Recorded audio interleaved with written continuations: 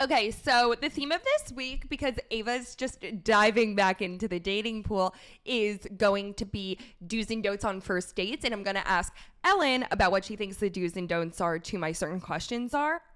Did that make sense? The do's and don'ts are to the questions that I am asking her.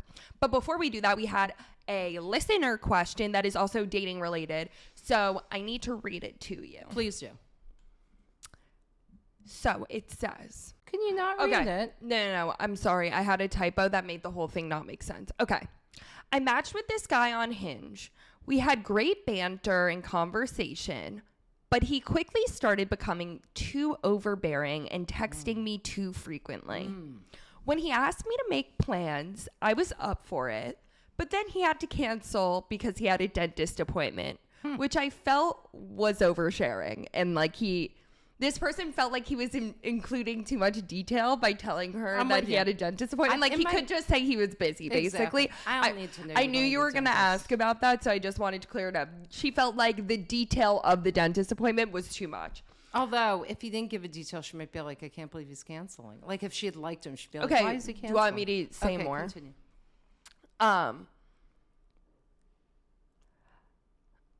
Then after sorry, I lost my place. Then after he said that he had the dentist appointment, he continued to follow up and continued to be overbearing.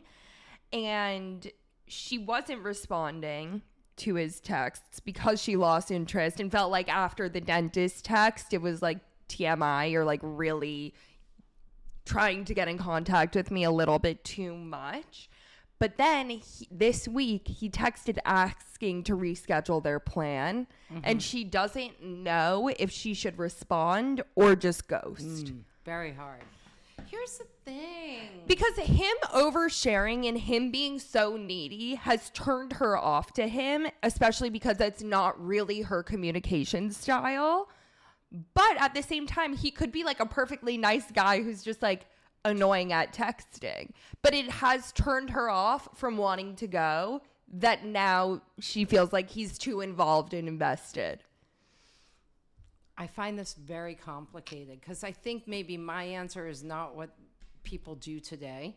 But I have a few things to say on it. One, I always used to say, and I didn't make this up, my friend Laura, who may be a very good friend, not a best friend, as per the Why podcast. are you proving Dad's point? No, you're supposed to use best friend. I am? No, I thought you said I can't use best friend. No, Dad doesn't. My best friend Laura. Dad said we can't use best friend. My best friend Laura, who I'm still going to call my best friend because she's best friend from growing up.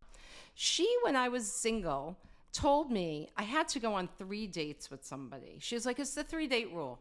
You got to give them. That's so many. Listen, she would say, if you don't hate them, date them till you hate them was her whole thing. If you don't hate them, you got to go 3 times to see if there's anything there, right? I know you get the ick, that's something, or you don't have the X factor, that's something too.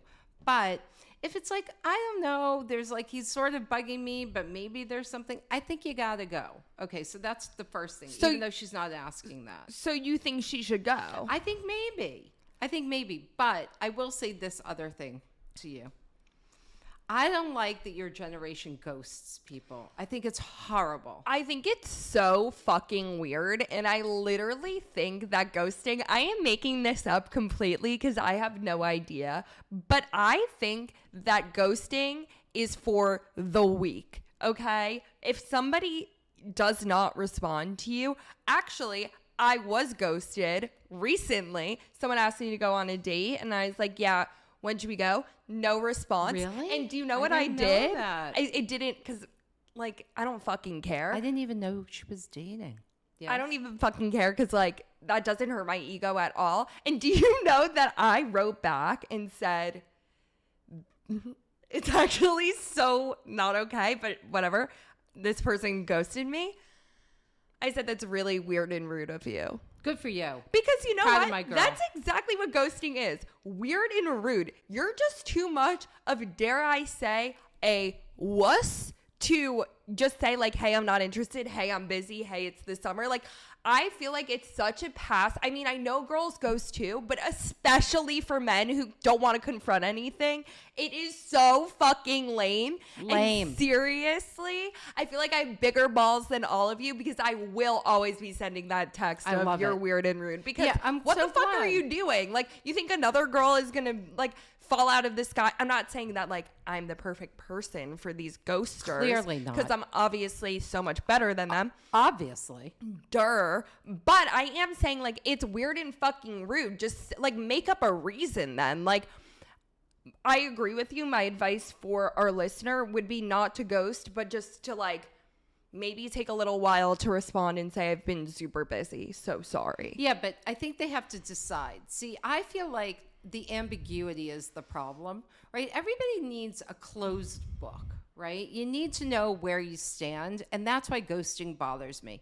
Because then you always, if you like the person, you hold out hope, and it's always just But I feel like people use it as a way to circle back around. Like, I would put money on the fact that the person who didn't respond to me could text me in a few months and be like, hey, I was so busy. Are you free now? Like, I'm in a much better place. Like, I feel like people use it as a way to keep the door open. Yeah, but see, my feeling is in the minute, even though it hurts, you do want to know where you stand. And I think as a human being, you should just be big enough. So this listener should be big enough to say to this person, you know what? If she's really not interested, right? Okay. But my advice would be, all right, so we told you he was going to the dentist. It's not like a deal breaker. It's so like a Ellen little thinks weird. you should go on the date, and I think that you should send a you should go text on a saying minimal date. I've been busy. I think minimal date. Like, I think coffee or something quick. Okay. I can't wait to see what she does so we can report back next week. I don't like the ghosting. Unacceptable. All you people who ghost, there are particularly three roads guys, she could absolutely take. terrible. There are three roads she could take. She could ghost, she could go, or she could send the text that I'm telling her to Yeah, send. send the text. If you don't like him, send the text. Just put him out of his misery. I'ma leave the door open. Why are you I'ma singing leave the everything door today?